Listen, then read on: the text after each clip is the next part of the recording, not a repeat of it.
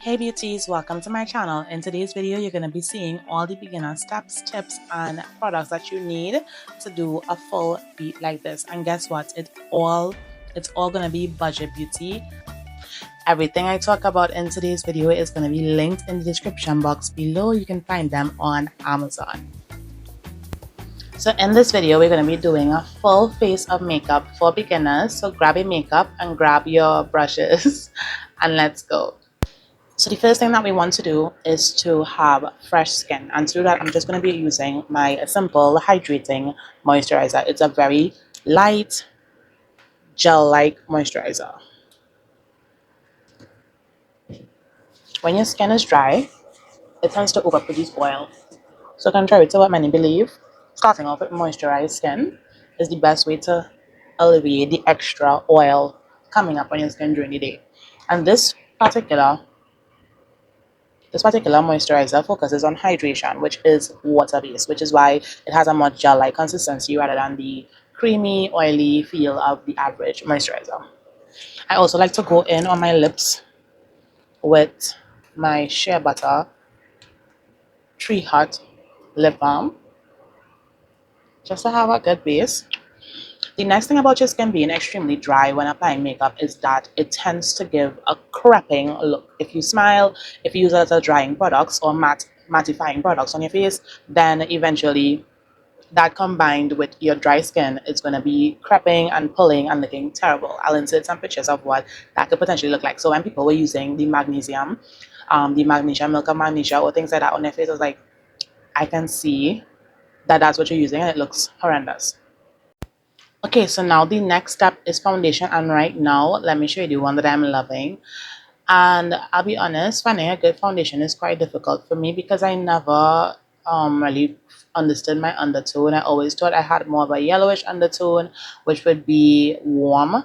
But recently I got a new foundation, and based on the foundation color, it's actually a cool deep tone undertone. So in order to get a good foundation, you have to know a few things. You have to know your skin type. Is it dry? Is it oily? Is it combination? Because you can get a foundation to suit or to cater to all of those needs. You have to know your skin match. So you have to know what color your skin is, what tone your skin is, and then the undertones are also important because someone can look to be the same skin tone as you, but their undertones, the way that their veins show up, the way that the base of their color, if it's more warm or if it's more cool tone, those things are important. So when finding a foundation shade, those things are very important to pay attention to. So I'm a combination skin. I would say that I'm warm undertone normally, but based on this particular purchase and the way that it matches me, I would have to say I'm going with whatever they say. And this is the L'Oreal True Match Super Blendable Formulation. Why am I saying that? Super Blendable Foundation, and it's in the color C9 Cool Deep. Now, years ago, I used to use, was it N9? Yeah, N9. So that would have been a neutral color. And well, obviously it didn't match me perfectly and I was disenchanted. And that's before I had any real interest in makeup. So today I'm going to show you how I apply my foundation. So foundation application, I like to use this flat top brush. This is an angled one. There's also like a one that just flush. Both of them are pretty much flat on the top, so it doesn't matter either one that I use.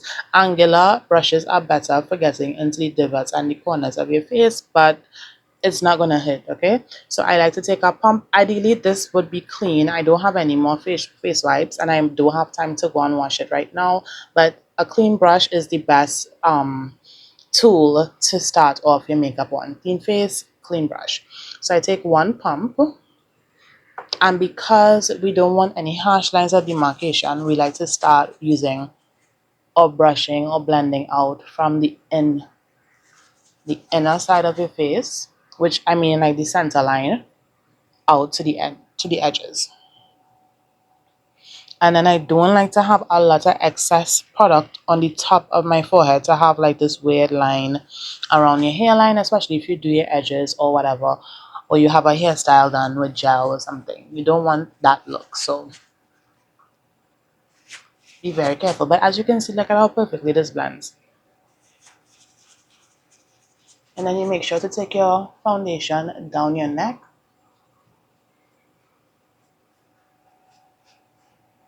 across to your ears. Make sure that there are no streaks.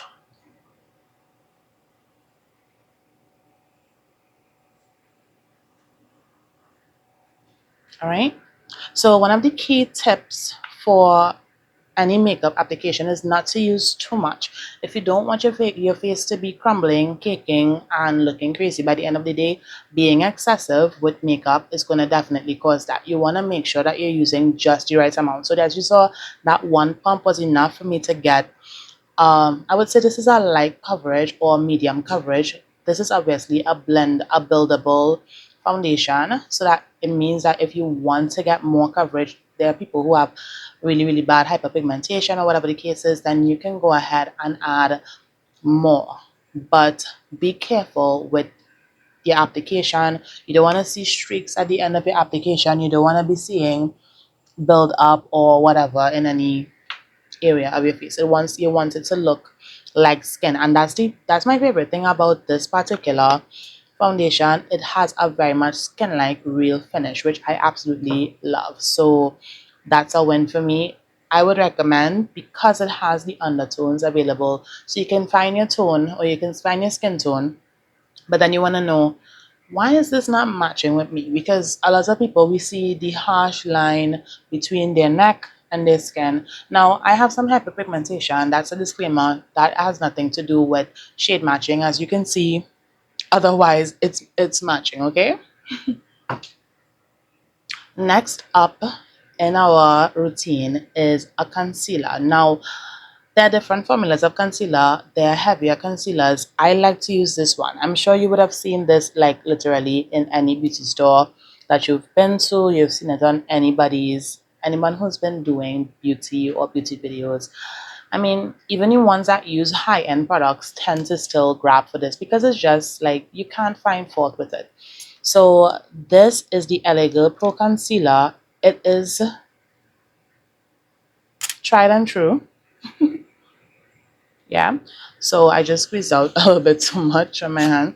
So the latest tip I've been using, just because I told you, you don't want to ever put too much of a particular product on your face because it causes it to become cakey. So I'm just using the back of my hand, which is a good palette.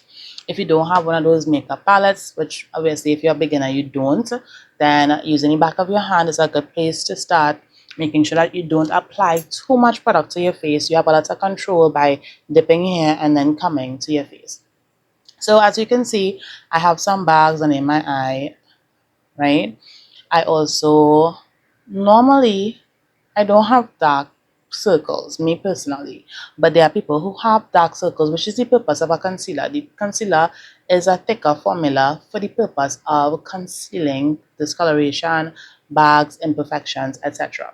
So a lot of people tend to use the same concealer formula in different colors to do color correction around their mouth, around their nose, or under their eyes, wherever they have bad hyperpigmentation, or they can even do spot corrections by going in on each of the marks on their face, maybe some pimple marks or whatever. For me, I like to use concealer under my eyes to brighten them up, just to give that more awake, and something about a bright under eye just looks beautiful to me. Uh, on my forehead, down my nose, down my nose, and maybe some on my chin. So basically the center line of my face. And this should be enough. Let's see. So we're going on the inner corner and then the outer corner.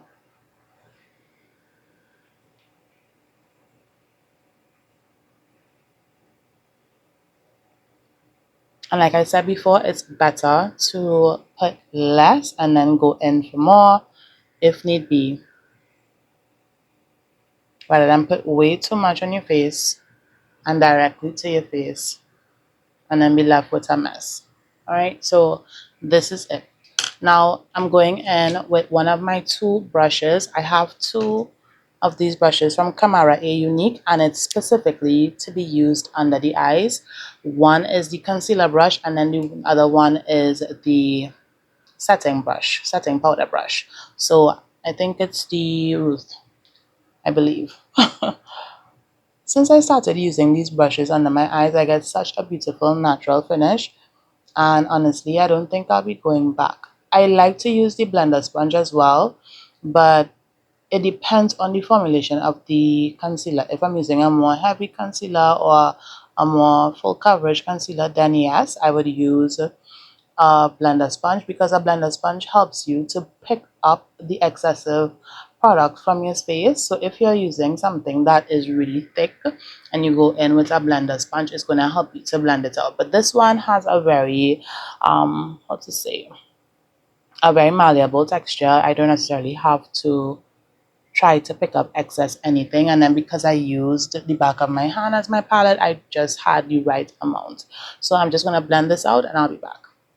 All right, so that's it. Next up, you want to immediately set your under eye. Why? Because underneath your eyes are very creasy, and it's potentially, yeah, going to get smudgy and ugly. So again, take your powder on your brush. I'm using a loose powder. Now, all of the things that I've used here, if I haven't said this before, will be linked in my Amazon store. The only things that have not been linked are the Arista powders, which this is one, because it's a local beauty brand and they do not sell on Amazon.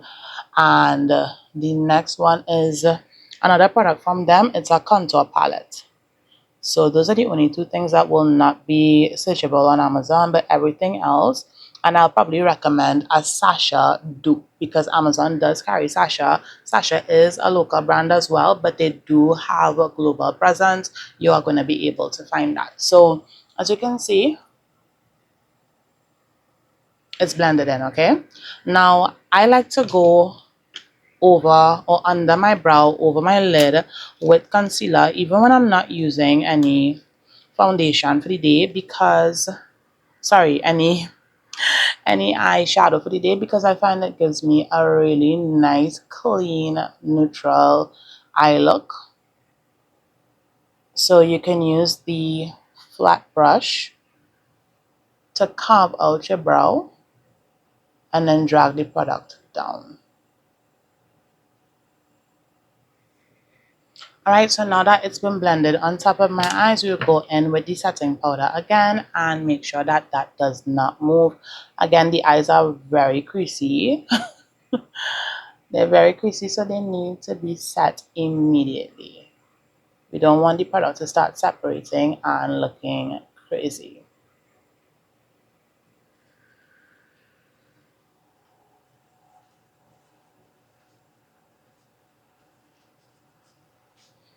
Alright, so look at how good that looks.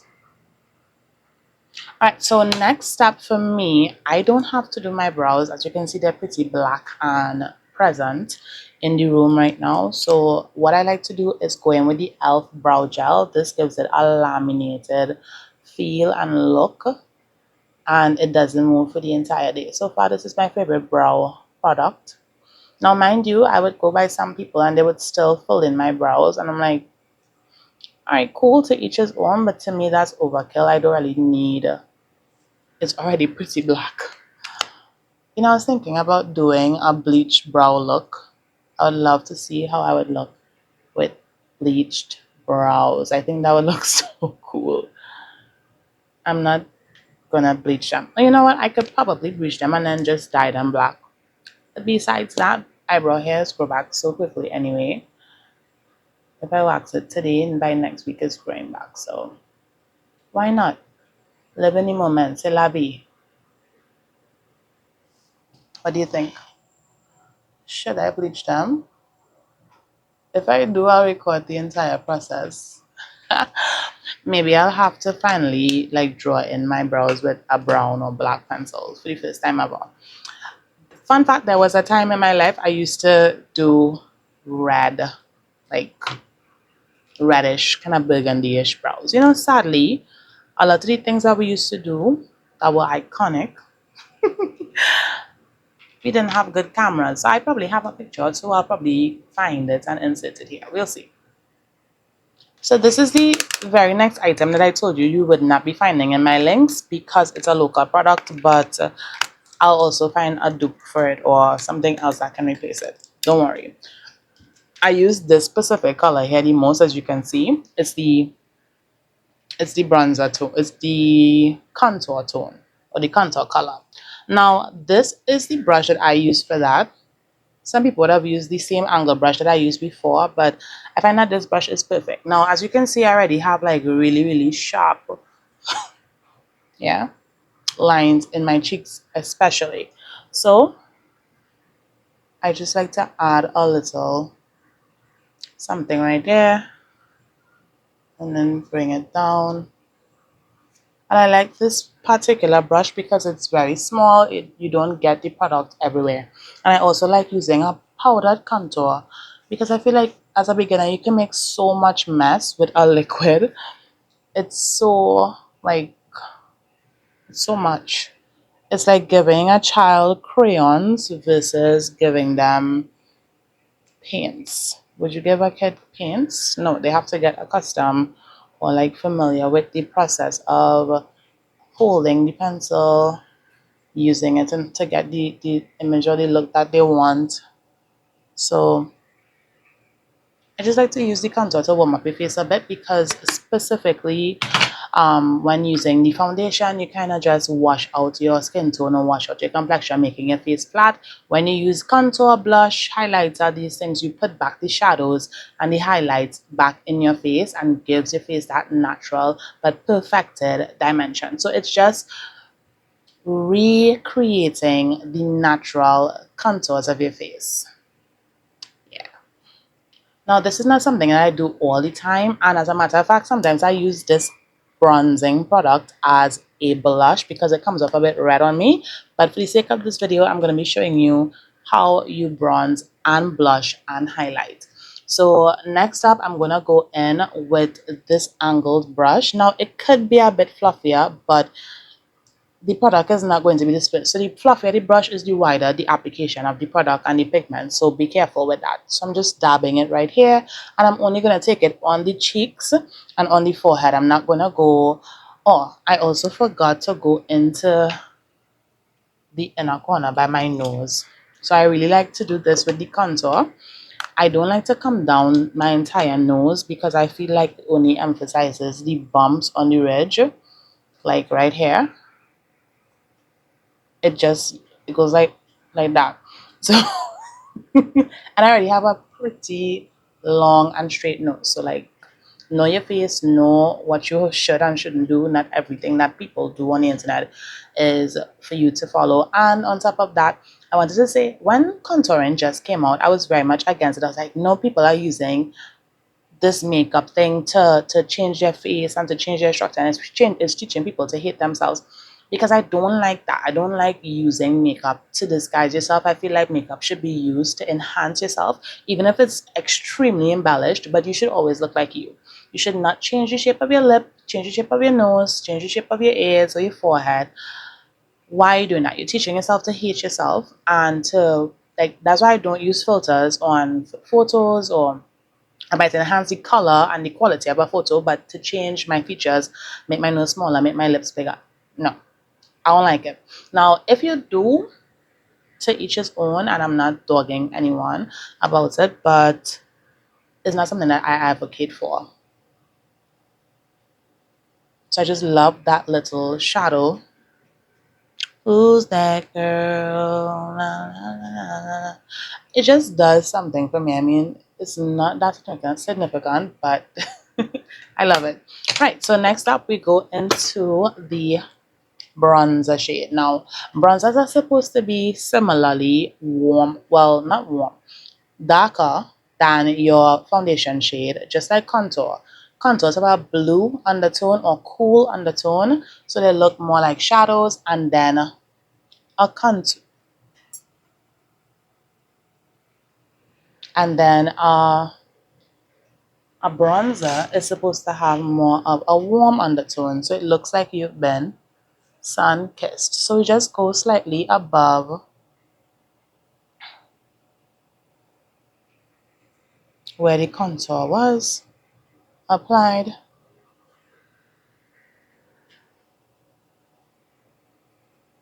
And this NYX Buttermilk bronzer smells so good. Like the bronzer, the blushes, they smell so yummy, like butter cookies. I love it. I just love it every time I use it. Next up, we're going in with our blush. And again, I'm going to be using NYX because I love them. This is in the shade All the Butter. The bronzer is in the shade Butter Than You. So I'm using a big fluffy brush this time, and if you want a really pointed, like very pigmented blush color, then or blush application, then you can get that, but I don't want that today. I don't want like to look like Santa Claus wife. I mean, there are days that I probably feel like yes, I have to show them what I'm about, but not today. So this is how pigmented this is. So you can imagine using a denser brush. You just want to go straight in there. So I like to give my brushes a little tappy tap tap and then buff it in very lightly. And this is where I use my blush. Or this is where I apply my blush. So I don't apply them on the apples of my cheeks. And I don't know if I love the little over eye thing. Maybe that might be something to do. Okay, that's cute. It kind of ties it in well. It's very, very subtle. And again, it's buildable. So if you want to go back in and add some more, you can. If ever you do too much on the blush, you don't have to be labeled as a blush blind gal. You can choose to use some of your setting powder to tone down the blush, or go back over it with your foundation and set it again with your powder. Next up, is the liquid illuminator. This is the Born to Glow from NYX as well. Yes, you've seen a trend here. I love NYX, especially for affordable beauty.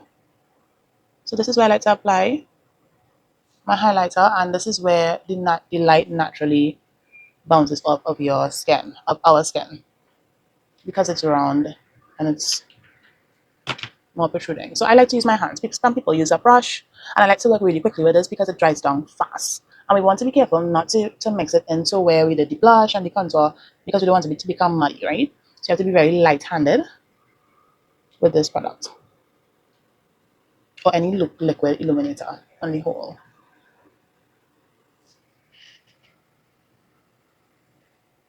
So there's a trend going around that says it's like no lashes makeup. If you want to do that, then this is your base and you're good to go with that.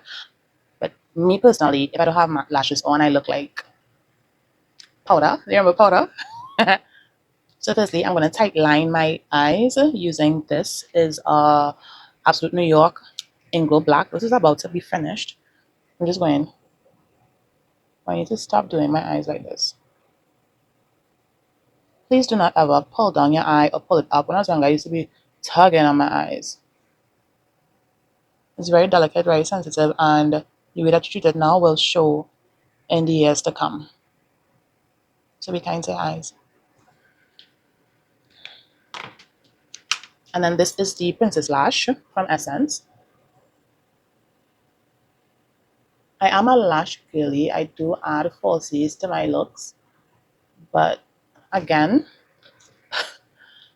I like to also balance like as close to natural as possible, because you can't realistically apply falsies every day. So when I do a tight line like this, because it tends to smudge so much and look like crazy during the day, I like to set it with a powder, namely what do you call these things, eyeshadow. So I have this cheap Beauty Treats shadow palette that this is the only time I use the black when I have to do my waterline. So I just like to go over it. It prevents it from smudging as much. It's not a perfect system. I'm yet to get one that does not move at all. Maybe from Inglot or Inglow. I don't know what their name is. But I think that the eyeliners in the pots, they seem like they don't move at all. So I go in with 2-3 coats of mascara. I like it clumpy. She like it thick. Yeah, she like it clumpy. Lumpy.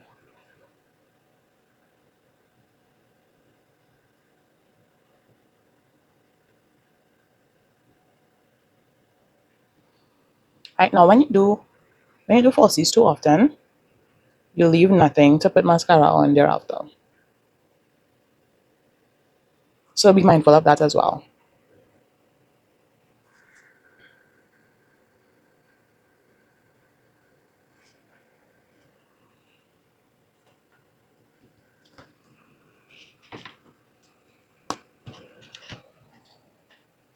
Okay, so when I'm starting to feel my makeup, I start to look at the camera a little bit different. All right, so okay, we're almost done. Now for the lips, and for the lips, we're gonna just do like a everyday neutral lip look because if you're a beginner to makeup, then you're not gonna be doing too much, right? So I actually got this. Oh, I actually got this as like what do you call it, like a bonus gift for the last next order that I made. And I actually am very partial to the shade of pink. I've always been like using this light pink, even when people thought it was too light for black people. And it's because I always knew how to finesse it. Even when I didn't have a liner, I always knew how to finesse it with a lip gloss. So you do it more to the center of your lips and gloss the edges so it doesn't look like too much of a stark contrast. But I do luckily have a NYX lip liner. This is in the Line Loud. The shade is Rebel Kind. And let me tell you, as somebody who has been going to the beauty store picking up pencils, like I have been bombarded with a range and variety of hard pencils that, as we say in Trinidad, choke up your lips. But for the sake of my international viewers, they stick your lips so hard, they're so rough, and even some of them are called eyeliners. And it's like, whose eye is this going into? Because not mine. This is so soft, so pigmented, and I absolutely love it.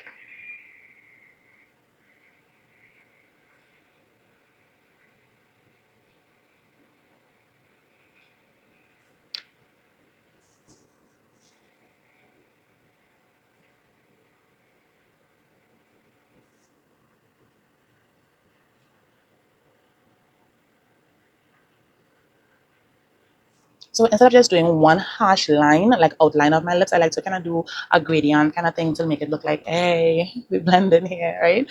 And another thing that I hate doing is dipping my pink brush into my lips, onto my lips, and then transferring that brownish thing back to my tube because it's going to taint the whole batch. So before you go back in, make sure to wipe it off. Wipe your feet before you go into the house kids, all right? So it's back to normal. It's clean and good. Now I'm kind of like pressing my lips together, but ideally, whenever you're doing lips, you want to have a little brush so that you can deliberately spread the product where you want it instead of just like mushing it together and ending up with mud. Uh, yeah. All right, so then we go on top of that with a gloss. I'm just going to be using this one. It's from Broadway. This is actually a Nika K. No, is it Nika K or Beauty Treats? It's Kiss products, actually.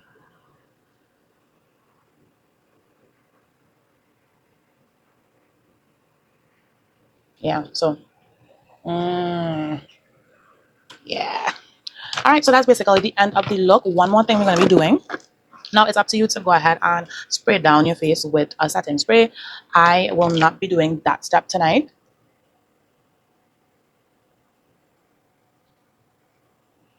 simply because I will only be looking at, or I'll only be using this look for the next 2 to 3 hours or so, you know? So another good place to test out your part, your, what do you call this? Your puff, test it out is on the back of your hand. And this is the finished look. All right, girlies, so that brings us to the end of today's video, and I hope it was really helpful. Don't forget to like, comment, share, subscribe, do all the things, and look out for me in the next one. As a matter of fact, I have one right here for you. All those brushes that you think you need, these are the essentials. Click on this video. Bye.